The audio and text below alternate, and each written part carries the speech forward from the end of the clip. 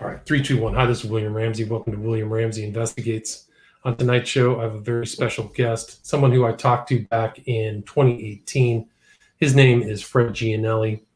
We discussed his involvement with the band Psychic TV, but he was sending messages to me on YouTube wanting to talk. So I reached out to him and said, see if he was interested in kind of going over his life in the band, but also considering the passing of Genesis P Orridge in 2020. So we're just going to kind of have a conversation about that. So Fred, are you there? I'm here. How you doing? I'm doing well. Thanks for agreeing to the interview. It's been a strange year, but for people who don't, for people who don't know you, can you talk a little bit about yourself and your story about how you met Genesis P Orridge and moved to London and travel with the band? All right. So I was just a producer, sound guy, recording engineer, musician in Boston. And in 1984, I was involved with this loft space with a bunch of art students in Boston, 23 Stilling Street. And some of the students were involved in the Mass Art Eventworks Festival. It was kind of like an art festival. And they invited Psychic TV to perform a video work on Easter Sunday in 1984. So they came over a couple of weeks early to plan their performance. It was just two guys, Genesis P Orridge and John Gosling.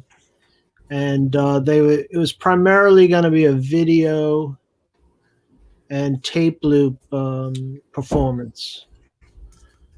So we were hanging around for like a couple of weeks, and they were planning their performance. I was at work in the recording studio, and then I'd come over at night, and we'd stay up all night talking and getting to know each other. And what were you kind of in that kind of environment, the occult environment, when you met him, or how did you guys have a meeting of the minds? Were you more interested in musical kind of I was definitely more interested in music stuff. I mean, as far as the occult stuff, I mean, Jimmy Page had a big influence, I think, in America, much more than, earlier in the 70s, So I think the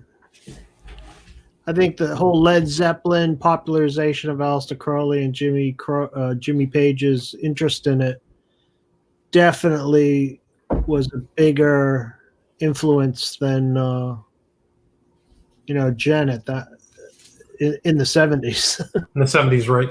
Yeah. And were you interested in their style of music at that time? Is that what kind of I had some Throbbing Gristle records, but I wasn't a huge fan. I mean, I was just curious about how they survived, because their records were not very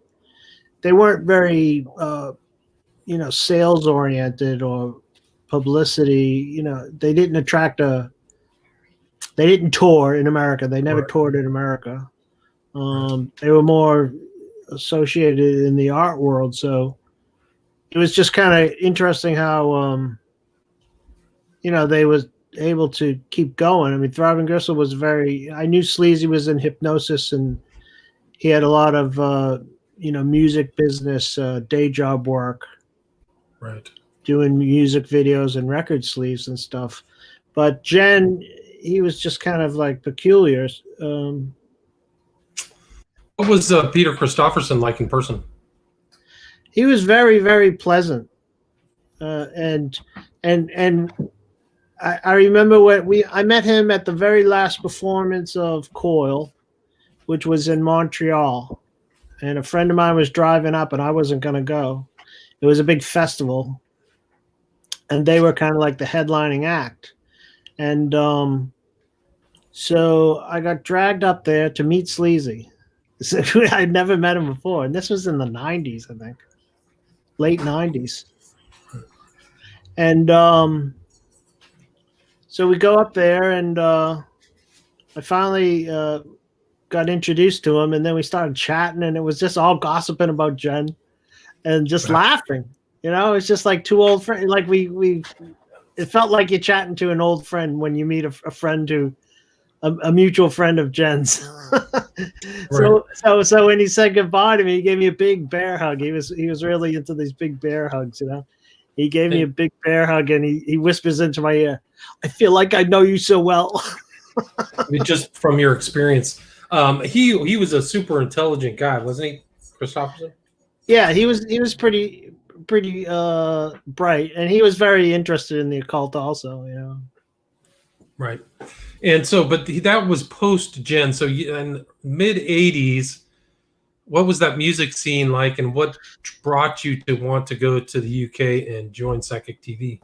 Okay, so by '84, Jen and Sleazy had split up. Okay. So Psychic TV really didn't exist. They had done two albums in the UK, and they were both on this label, Some Bizarre, but they were distributed by major labels. One was Warner Music, and I forget the other one, but they two big labels, two major labels. And so they had a budget to record with this guy, Hugo Zuccarelli, who did holophonic recording. And it was a very innovative technology of recording with a binaural head. And he was an interesting guy. He was an Italian guy from South America who went to England to show off his invention. And right off the bat, Paul McCartney wanted to buy it because it sounded so cool. And he didn't want to sell it. So he did some recording, and he got in touch. Psychic TV got in touch with him, and they hired him to record the albums. So then that was kind of like the demonstration of holophonic recording. And then Pink Floyd hired him to do some work for one of their albums. I think it was called The Final Cut. And so, you know, holophonic recording was a very innovative technology that was used, binaural technology that was used to record those things. So after those two albums, Jen had a falling out with Sleazy, and so Sleazy left with his boyfriend Jeff, and Jeff had already started Coil, and so Sleazy devoted his full-time energies to Coil. And in fact, when Jen was in Boston visiting us, he was talking to his wife on the phone, and she told him that Sleazy and Jeff had decided that he could have the name Psychic TV, and they weren't going to fight over it, you know. Interesting. Jeff was John Balance too, right? John Balance, yeah, he used a bunch of names, yeah. Different names, yeah. But what was it like? What drew you to want to go join Jen in UK? And how long were you with Psychic TV? So let's see. I met Jen in '84, and we talked a lot about music and stuff. You know, I was not interested in his cult thing, his Temple of Psychic Youth cult thing at all. And so yeah, I was planning on making a record, and then the following year in 1985, I made that record with some musicians from Boston. This girl Asako, and my friend Neil Sugarman. He later went on to have quite the career with Sharon Jones and the Dap Kings, and Right. he worked with Amy Winehouse, and he worked with a lot of famous musicians, Al Green and the Stax guys, and so he's still working hard with Daptone Records. Yeah, I think we talked about him last time. Yeah. Yeah. So it's me, Asako, Neil, and I made this record. I went over to England to cut it, and Jen offered to put it out, so I became an artist on Temple Records. It was like the 7th release. And then I did another record, and then in 86, I'd come up with this arrangement of Are You Experienced, this Jimi Hendrix song. And I had met Jen's daughter, Caress, in 1985 in London. And she was this cute little girl. I don't know, she must have been about 3 maybe back then. And she had this really funny voice. So I asked Jen if she would recite the words on the record, and he said yes. but it took like another 2 years before we got around to doing it. Gotcha. And so then I was invited over in '88, and that's when I went over to England, and I recorded. Primarily, it was to record Are You Experienced, but then they were putting together another compilation called Techno Acid Beat, and that involved all the friends of Psychic TV. There were tons of people. Dave Ball from Soft Cell was one of the most important guys musically. His wife, Ginny Ball, at the time. Myself, I did a track. John Gosling did a track. Jen did a track. You know, a lot of people were involved. So that was kind of another compilation of people, everybody going in doing one song. Gotcha. And that became Techno Acid Beat, which was the follow-up to Jack the Tab. And so was that, would you call that like early house music? How would you define that style? It's kind of like inspired by the acid house scene and techno scenes of Chicago and Detroit. I mean, the thing is, in 1988, in the early summer, it was starting to really explode in England. And I'm an American guy going to London, and I'm hearing these records for the first time, and they're American records, and they're all low-tech recordings from Chicago. And those are the coolest records, and I couldn't even buy them in Boston. You know, everything was very regional back then. It wasn't like the internet today where everything goes worldwide instantly. It was very slow for a piece of vinyl to travel across the world. I bet. It would take up, a year. It took years. Those records were made in '86 in Chicago, and they didn't make an impact in London until 1988. Wow. So what? How did that? What did you see? What did you see when you were tour? You guys toured mainly around the UK. Is that correct?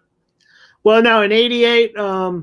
So I did that recording, and I was planning on just hanging out all summer, and it was a really cool summer to hang out. And I knew some friends over there, and then I became friends with Jen's crew. You know, his roadie Richard Dawes, the drummer Matthew Best. And they all seemed to like me. So Jen had a U.S. tour in '88 for the end of the summer in August. And he was kind of trying to figure out what to do about it, what to do with the band, because the band was kind of, not really together. So I offered my production services and said I can program a sampler and sequence it to do all this, bass lines and basic drum patterns, and then you can play on top of it. And he said, okay, let's do that. And it cut down on a lot of people. Like, I think we got rid of 3 people by doing that. Gotcha. So it would be much easier to take the children on the road, fit in a bus. And he shed some musicians and then, used me instead. And then we went off to Denver. We flew off to Denver, rendezvoused, and we started the tour, and it just started to work. Nice. How many stops did you guys have in '88? Oh, we probably did over 30 gigs. Oh, wow. Yeah, it was a national tour. I mean, we went up to, we did Canada. In '88, we didn't go to Mexico, but we did all of U.S. and Canada. And then in 1990, we did it again in the spring, and that was we did Mexico also. We went down to Tijuana. Oh, interesting. What are you doing? Mostly like college venues, or what type of venues were you? Oh, all sorts of venues. Some were like theaters, some were ballrooms, some were clubs, small clubs, some were big clubs, some were outdoor amphitheaters. It all depended on the city and how popular we were. And it seemed to really work. I mean, we had a lot of deadheads out west who started liking us because we would play a long time, like sometimes 2 to 3 hour show, and they would like to dance a lot. So what would you call your main kind of crowd for we were probably underground alternative industrial scene, post-industrial scene. Gotcha. And what was that like? Was Genesis P Orridge, was he involved in kind of his transhumanism at that time? Was he trying to change his body? Not really. I mean, he had already been into piercing, so he had all the piercings, and he was kind of a counter-cultural figure because This book publisher in San Francisco, Vail, did this book called Research. And at the time, in the mid '80s, there was this issue. It was kind of a paperback issue book called Modern Primitives, and that was really very popular and instrumental in disseminating awareness about body piercing, which I thought Jen was going to get in trouble for, because this is during the AIDS era, and I thought anything with blood is going to be bad, popularizing that. Right. It turned out, yeah. I mean, now it's very commonplace. Everybody's getting their genitals pierced or whatever. Right. Sure. But at the time, when Sleazy brought that into the psychic TV world via the gay underground, so it was kind of more popular in the gay world, and then Jen kind of introduced it into the hetero world. And was he married at the time? Yeah, he was married to Paula. Yeah. Right. And then he had children. And what kind of, do you remember any like road stories or anything peculiar, interesting about his antics? Well, he used to go around saying that he invented acid house, which was, we would all look at each other like, oh, brother. Yeah. Because he's talking to white rock journalists, so-called journalists, and he was just lying. So he became known as like a congenital liar. Gotcha. Like he would exaggerate a lot, Interesting. So, and so then I mean, that seems to kind of be something that was part of his personality. What led, how long were you together with him and Psychic TV? So if it was 88, I was in the band, and then by 92, 93, I was, it was funny. The reason why we're doing this interview is because I still get harassed by his fans, because he goes around he had been going around telling people for years, since the 90s, that the reason why I got fired from Psychic TV is because I punched out his daughter, which is so absurd. And I'll tell you the details of this story. Okay. So he had been run out of England. He went from Nepal to California, and we covered some of this in the last interview. Right. And so he was staying with Michael and Cindy Horowitz, and I flew out to San Francisco. And we did a show out there, a small show at the Flop House there. And then we drove down to Los Angeles, and we were going to meet Timothy Leary on the radio station, on our friend Don Bull's radio show on Mars FM, which is that was in Santa Monica.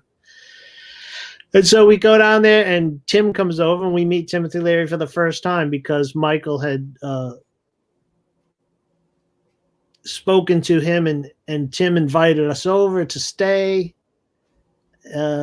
because his wife had left him and he was lonely. So we went down to keep Tim company and meet each other for the first time. So we meet on the radio show, and that was pretty funny. And then I ended up staying on the radio show and DJing a lot. And then this friend of Don Bull's offered me to stay at his house, and I'd have my own room, and he would offer me a car to drive around. And you would have laughed at the car. It was like this little shitbox car. It was painted black, and it had like all these like satanic symbols on it. I'm like, oh great, a marked car in LA. So I was staying down in West Hollywood, and then I drive over to Tim's house every day up in Beverly Hills. Right. And he kind of had like a salon, right? Didn't he have people coming and going? Yeah, he had people visiting all the time. Yeah. So the house was never empty, and I would spend all day and night there, and then I just sleep at this other house. What was your impression of Leary? Well, Tim. Well, we were both from Massachusetts, so we had that in common, and the funny thing about Massachusetts, especially with people who are from Massachusetts and meet anywhere else in the world, they become instant friends.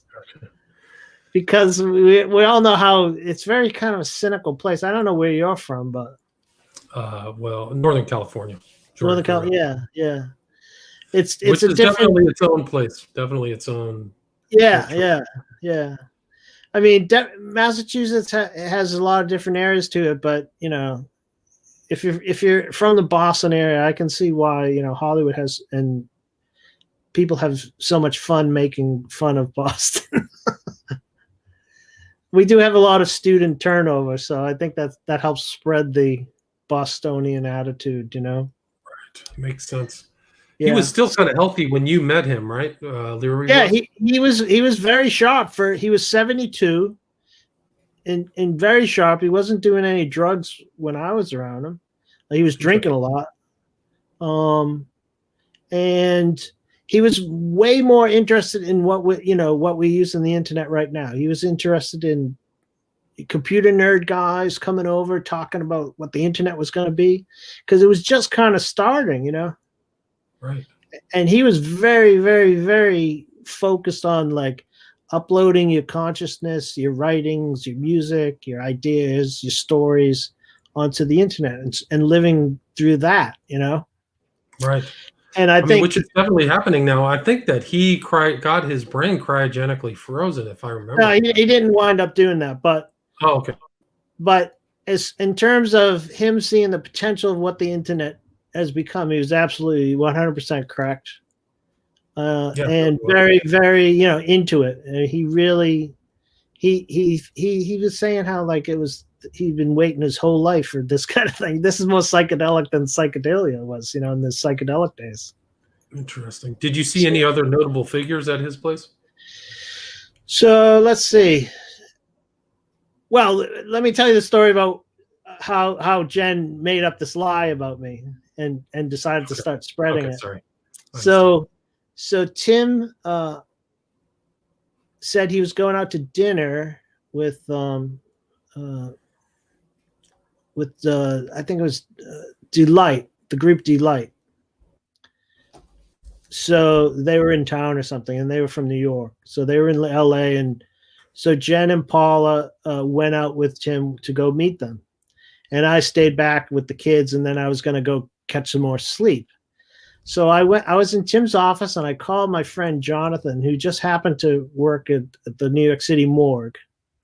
And I'm talking to Jonathan, telling him shit, and I'm here at Timothy Leary's desk, and I'm just catching up, because I always talk to Jonathan. He was my friend. He was my main English contact my entire life, you know. Mm-hmm. And so I'm talking to Jonathan, and the phone is clicking, going berserk, because it's totally tapped line, you know. Oh, interesting. It's like the guy's still being monitored, you know. Wow, all the way. I bet. Yeah, he was the world's most dangerous man at one point. Oh, Nixon, yeah, he was Nixon's scapegoat, yeah. But anyway, the phone was still going berserk, like you could tell it was being recorded, you know. That's funny. That's too much. So then I come out of the room and I say goodbye to Jeunesse, and she punches me in the balls. So she had this habit of always punching me in the balls, because she'd take out all her frustration on me, and she was the youngest daughter. So I went back to this guy's house to crash, and I am just like in a fetal position all night. I'm like, she really got me good. So the next day I go back to the house, and there's like 30 people there, all these strangers. Some people I knew, but a lot of strangers I didn't know. And Jeunesse, I go to say hello to Jeunesse in front of the refrigerator, and she grabs my necklace and starts strangling me.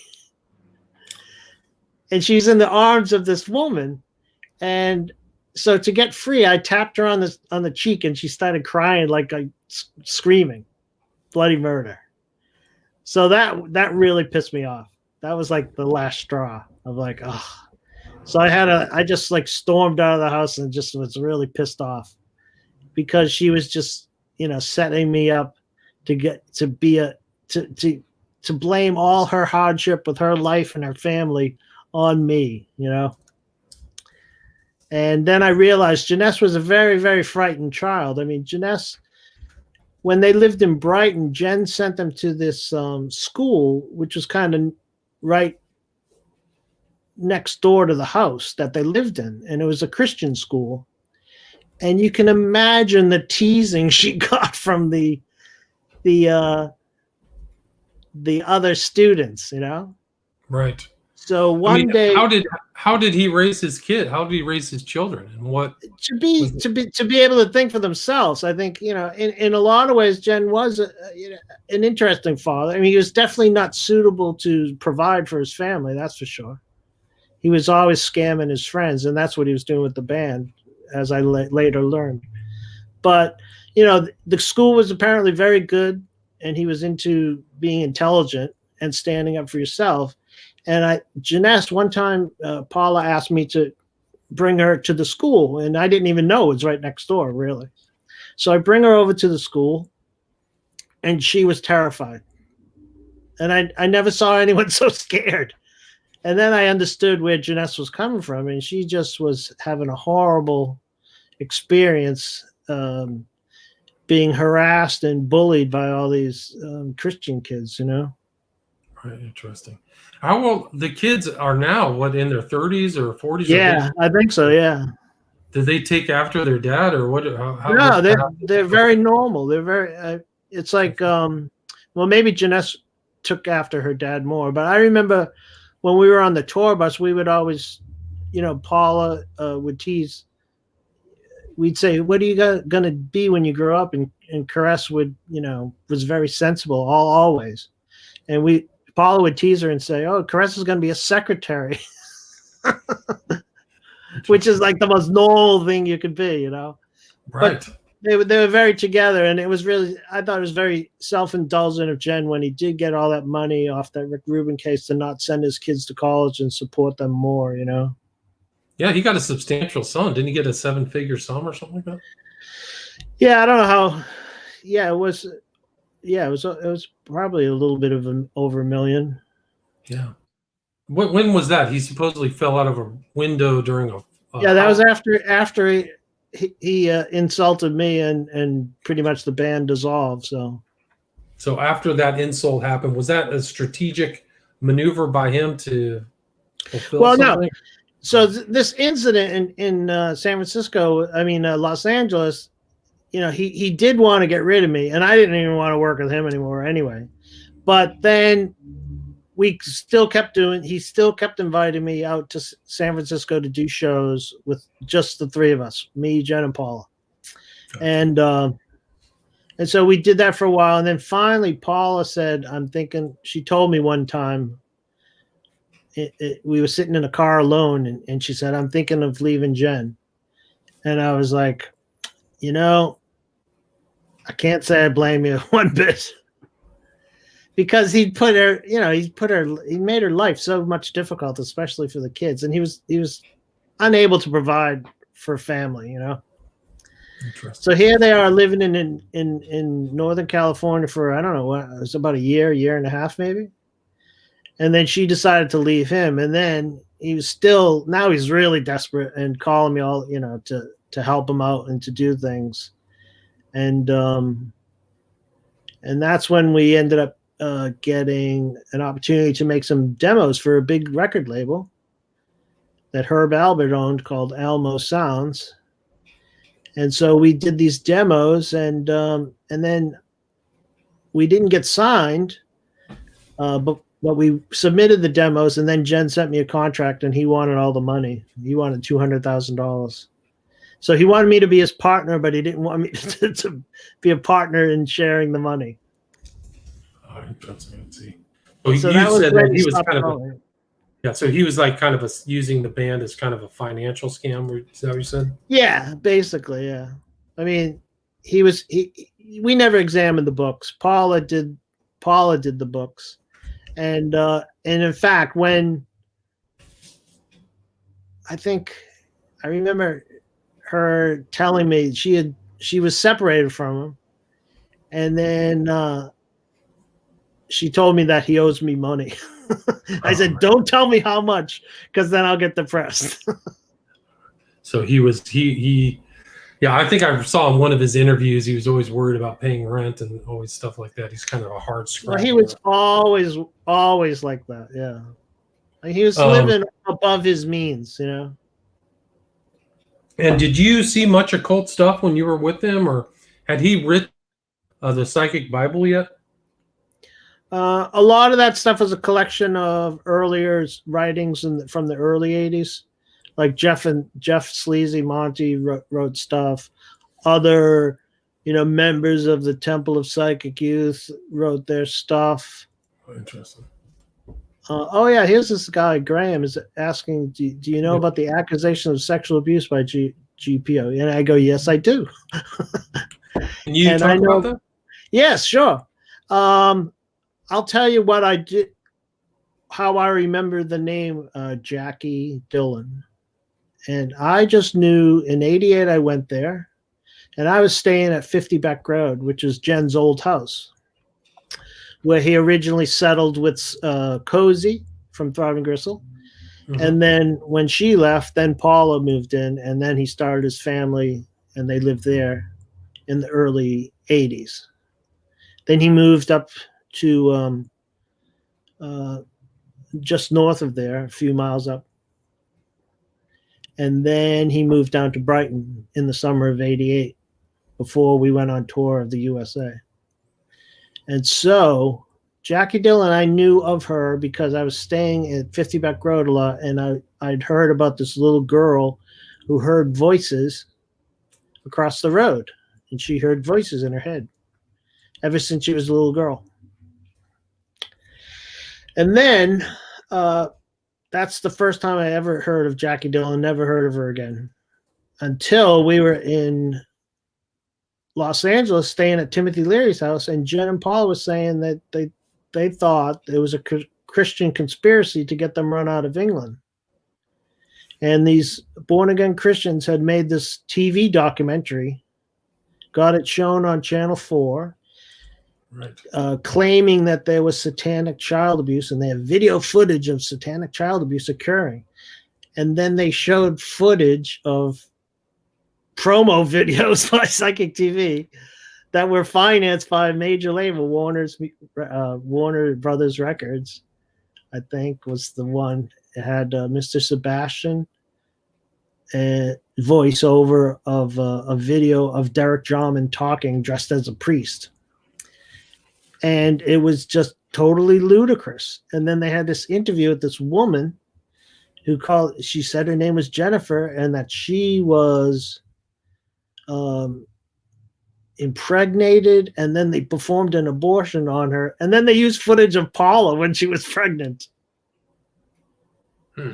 So it was just like, wow, these people are more sophisticated and deceptive than Jen, because Jen, it's all kind of fake. If there was any blood stuff in a music video, which there was at the performance in Boston at Mass Art, it was like tons of fake blood. It's like a horror schlock film. It was very obvious. But didn't Jen have a history of doing performance art with all kinds of but it's just so it was just so minor and so obscure. Like, it was so hard to see those films. Those films were never shown. So gotcha. It was very, very underground. And there was these videos floating around of the Temple of Psychic Youth first transmission. They showed a lot of that in Boston when they were in Boston, but they never did. It was just it was not popularly shown. Gotcha. And so the accusation of sexual abuse is false. Is that what you're saying? So that yeah, Jen. I am shocked that Jen didn't come right out and say this woman is insane, because she hears voices. She's schizophrenic. She refuses to take medication. She's part of a whole movement that doesn't want to take medication. So I remember,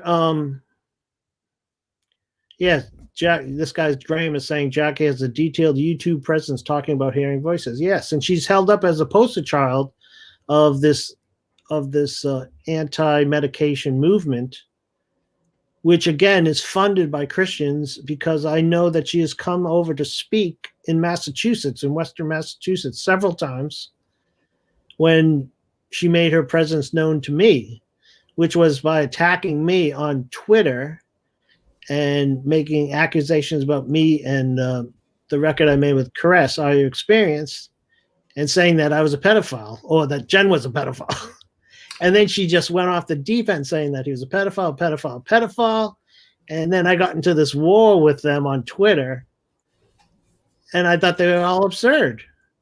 When did the Twitter flame war commence? Was that fairly recent? Happened? Yeah, that was about a couple of years ago, maybe 2 or 3 years ago. So fairly recently. Interesting. Yeah. So it was all this bullshit. And then she started this whole campaign, and she was looking for more victims of this East London pedophile group that was operating on Beck Road, directly across the street from her. And it was completely, she couldn't get any other witnesses because it didn't exist. It was all in her head. So it was pretty sad, because she obviously had some serious trauma in her family. I don't know enough about, why she lived on that street. I asked her if she knew the woman next door, who was a famous artist, Helen Chadwick, if she knew the nice lady next door. She never responded. I mean, she was definitely off kilter. All her Twitter ranting was about politics and pedophiles and this and that and insanity. She got thrown off Twitter, banned for life, because she's crazy. This is her website. If you see, yeah, it there it is. Yeah, that's Jackie. Yeah, she's obviously motif, yeah. So I learned about her. She came back into the woodwork when Cozy's book got published, and so a group of her people would go to Cozy's public book readings when her book had just come out, and they started protesting Cozy's book things, and she was accusing Cozy of being part of this cult. Cozy left Beck Road a long time before Jen got married, and so she's got her timeline all confused. She has a lot of details and facts that she's learned about Genesis through books and published material, and she's piecing together a case, but it just doesn't make sense if you knew the people, know the history, and know the background of everybody. So it's kind of absurd. Well, so there's definitely some people, activists out there, who have, in my opinion, have created a narrative, just like you said, just from what they could see on the internet. Yeah.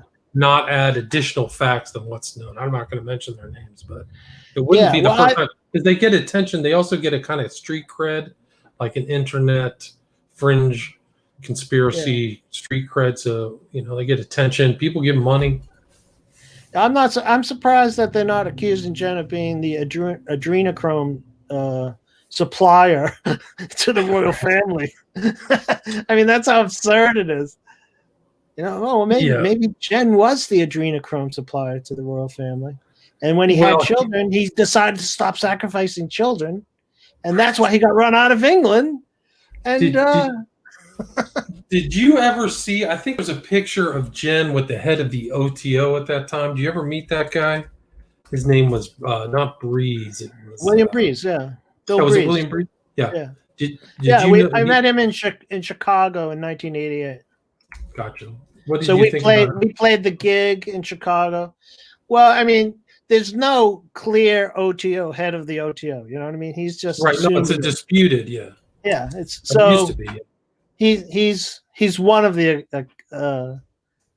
probably the guy with the biggest ego who claims he's carrying on the OTO. There was another guy I've seen with Orridge. His name I can't remember offhand, but it wasn't Bill Breeze. It was somebody else. It wasn't McMurtry. I'll have to find out this guy's name, but I can't remember. I mean, did you see any other occult figures around Orridge? Well, define a cult figure. I think it's all Well, I make guess. believe. Okay. So do I mean, you think that he put on his kind of that Orridge was kind of like he was very loudmouth and would talk about it. He'd brag a lot about it. But listen, if he was so connected in the occult world, all right, he should have been living a much more lavish lifestyle. If you sell your soul to the devil, you should be able to live high on the hog. And it was such a low budget operation. It was absurd. But the way he talked about it and how powerful it was, people, I think, considered him some type of figure in that world. right. But if you ask me, it's no more important. I mean, they're just as bad as, like, I grew up a Catholic, all right? They're just as bad as the Vatican with their rituals and their superstitions and their absurdities. It's like they're not grounded in a reality. It's all mythological fantasy world for them. Breeze played with Psychic TV after you on 3 After recordings. me, yeah. Right. Yeah. The Fractured Garden, Cold Blue Torch, Trip Reset, Spatial Memory. So in the late 90s, the guy I was thinking about was David Tibet. Have you ever heard of David Tibet? I've heard of him, but he lived on Beck Road in the early 80s, but he was gone by the time I went over there in the 88. Because he's current 93, yeah. Yeah, he was current 93, but definitely friends with Orridge. He was given the name Tibet by Orridge. Yeah, Jen hated Tibet. Oh, okay. So they worked together on he was part of the crew in the second album, Dreams Less Sweet, and his photo is on the inner sleeve, is included on the inner sleeve of that. But he was not a full-time member of Psychic TV, and he had started Current 93 by then and had records out. And then I don't know enough about the falling out between Tibet and Jen at all, but Jen really slagged him off, as he did Sleazy, as he did Kristen Cozy, as he did Jeff. You know, he just slagged off a lot of people that he used to work with. So I was well prepared for that when I knew he was going to, flip someday. It seems like Tibet, has been around 93, but he's definitely an OTO member. So there's definitely were OTO members around Orridge for sure. Oh yeah, yeah. I mean, but what do you think the OTO does that is so scandalous that it's going to, change the world? Because everyone seems to be broke. When I meet, they're broke and they're fighting each other. They're all fighting each other now. Yeah. They're like Christians; they all infight. Well, I think now that there's a big, I heard some gossip about Jimmy Page owned that place in Scotland. Yeah. And now it burnt down one Christmas, which is very hilarious. So it's like this ruin of a mansion up in Loch Ness. It's barely a mansion. It's really kind of like it was just a house. Yeah, it's just a one-story house. It just has the Crowley mythos involved in it. Yeah, so but there's a member of the OTO trying to rebuild that. I would say the OTO, a group of them who happen to be Nazis too. Yeah, well, that's not surprising, but yeah, they're just a dysfunctional group. It's always been. Yeah. To a certain extent, if they're doing the rituals by themselves, that's a whole nother story.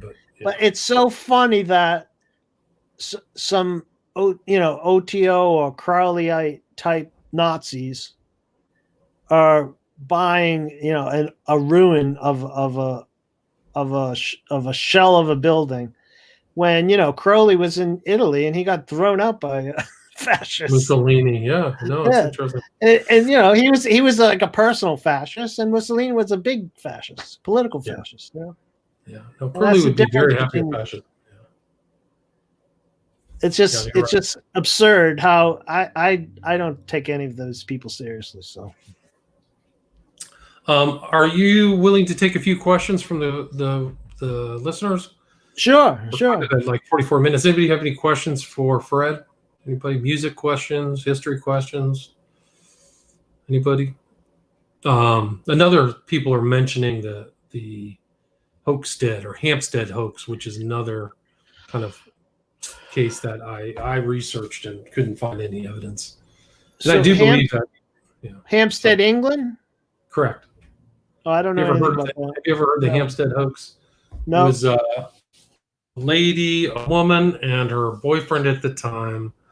She was in a custody battle with her husband and just made up this thing about abuse that was taking place in Hampstead at the church, and that it was all networked and everything, but there was really no evidence. They couldn't really dig up any evidence other than two kids who were videotaped after being hit by a spoon talking about this. And to me, it was just, they were just reciting something, but it really tore up the internet. But judges looked at it, some ex-cops looked at the information, people analyzed it, and just like there was no corroboration. There's just the two. But there are people with the preset sensibility that they're going to root out this evil, and they just jumped on this and started harassing people, and it was, to me, just a giant hoax.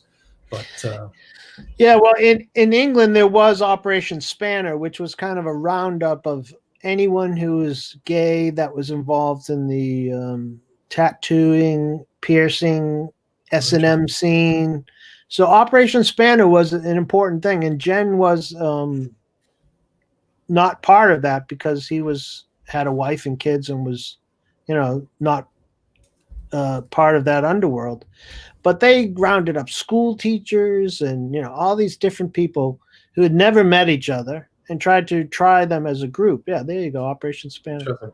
Yeah, I never heard of that. See, this was an important operation that the British government did to try to rout out this stuff. And that's why I thought the piercing stuff would be much more hard to popularize in the U.S.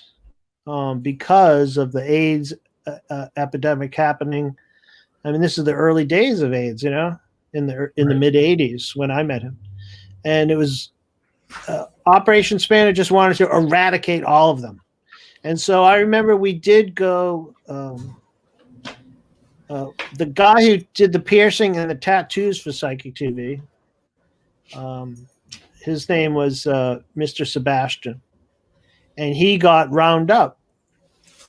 And he was tried at the Old Bailey, and we went down and he was let off, but they ruined the guy's life. They took all his belongings, and then they charged him with illegally giving sedatives. So say you wanted your penis pierced, he didn't believe that you should have pain, and so he would give you a shot of Novocaine and would perform the operation. And he got charged with grievous bodily harm or something for applying anesthetic without a license. Fascinating. And there were other people who were involved in child molestation, teachers or something, and there's some serious offenders in that group. But the way they turned it into a whole operation and tried to try them as a group, as an entire list of all these different people, was very, very, suspicious. And Jen was on that list, and they came after him after. Oh, interesting. So he was on it, but was Christopherson? Christopherson was kind of involved in that. He was part of that world, but he was not on the list. No, he wasn't doing anything. He got tattooed and pierced by Mr. Sebastian, but they wanted more hardcore people who were heavily involved. Yeah. Interesting. Okay. Anybody have any questions for the guest? Anybody on YouTube? Anything? We're almost at 50 minutes. It went pretty fast. So is there anything you'd like to add? Anything that you'd like to talk? I mean, we didn't really talk about Jen's passing. Did you, in the kind of through the grapevine, hear of anything about, did they have a service or anything for him, or anything come out, or any? Well, I heard things through the grapevine about them. I do know that on the day it happened, I saw Jen's manager popped up and announced. I was on Facebook and I saw him pop up, and we're not even friends. Ryan is not a friend of mine, but it popped up and his announcement came out that Jen had passed away. And I had just received an email from Cozy, and I said, "Oh, it looks like Jen finally, kicked the bucket." And then we stopped emailing each other, and we never talked about it. She never made a comment. I've never really made a comment because to us, he killed our friendship, and he's been dead to us, for many years. So was he dead to Cozy as well? Yeah, I mean, especially after the Throbbing Gristle reunion and how he ended it. I mean, he was really messed up during Throbbing Gristle. Gotcha. And what was in her book didn't she say some scandalous things about him in her book? Yes. Well, the big thing was, as soon as the book hadn't even come out yet, and The Guardian published the first excerpt, and it was the most scandalous thing, which was that he dropped a concrete block from the balcony at Monty Casaz's house in San Francisco when she was staying there with him after they had broken up or something. I think Throbbing Gristle, or maybe Jen and Cozy and Sleazy was still doing cum transmissions, and they were out in San Francisco before, in the early days of Throbbing Gristle or cum transmissions. I'm not sure. So I happen to be very good friends with Monty Cazaza now. And so I call up Monty and I leave a message, and he calls me back, and he's just laughing. He goes, what did they say? What did they say? And I go, what the hell's this story about this concrete block being dropped down off the balcony and just missing Cozy's head? And he confirmed that story. Wow. And they just never mentioned it. It was something that she held as blackmail against Jen until she wrote her book, which was great because I would have never, if I met Jen in '84 and I had heard about the story about him dropping a concrete block on a woman's head, I would say, get the fuck out. You know what I mean? I don't want to know you. Wow, fascinating. Did you ever? Yeah. So there was some scandal there, but he was definitely news when he passed away. There were all kinds of articles about him as. I have a question from the audience. Roberta Glass, True Crime Report says, "What does Fred think about Jen's plastic surgery to look like his wife?" I think it was a waste of money, and I think he should have put his kids through college. But do you know if his kids do they have a fond memory of their dad, or what's the situation after the? Yeah, I'm not sure. I don't really talk to them. I do communicate with his ex-wife, but I don't have any interest in talking about Jen to his ex-kids. I'm sure they're confused and conflicted about it. In some ways he was a really good dad. In a lot of ways he was a real jerk to a lot of people. Here's another question. I don't know what it means. Does Fred think about the WMT and the Hollywood Rescue Crew? Oh, West Memphis 3 and the What's the Hollywood Rescue Crew? I don't know what that probably is. Johnny Depp and Peter Jackson and all those rich people that bailed him out. Oh. I mean, with my limited interactions with Damien Eccles, I think the guy's lucky to be alive. I don't think he did it, but right. I haven't examined every single detail. But I'll tell you one thing, that Arkansas seems like a really messed up place that anyone can get railroaded doing things. Gotcha. We're almost at an hour here. Fred, do you have anything you'd like to add? Do you have social media where people can reach out and contact you? Where can people see your music or listen to your music? Yeah, well, it's, I don't make a living doing music anymore. I work at a hospital, and we're dealing with COVID-19. Very exciting times. I think when COVID-19 started in March, I worked 3.5 months, 7 days a week, rationing masks. And wow. It's looking like I'll be doing that pretty soon again. So does it start kind of ramp back up in Boston? It's starting to double. Wow. At each hospital. So it's getting, there's light at the end of the tunnel. There is a vaccine. There will be vaccines, but we just got to get through the next 6 months, I think. 6 more months. Wow. Yeah. Great. And if anybody wants to reach out to you, you're on Twitter? I'm on Facebook. I'm on Twitter. I'm on Twitter as the Kooky Scientist, I think. Kooky Scientist, that's right. Yeah. All right, great. Well, Fred, thanks so much for your time. I really appreciate it. Fred Giannelli, formerly of Psychic TV. Thank you very much. All right, thanks. All right, take care. Bye-bye. Ciao.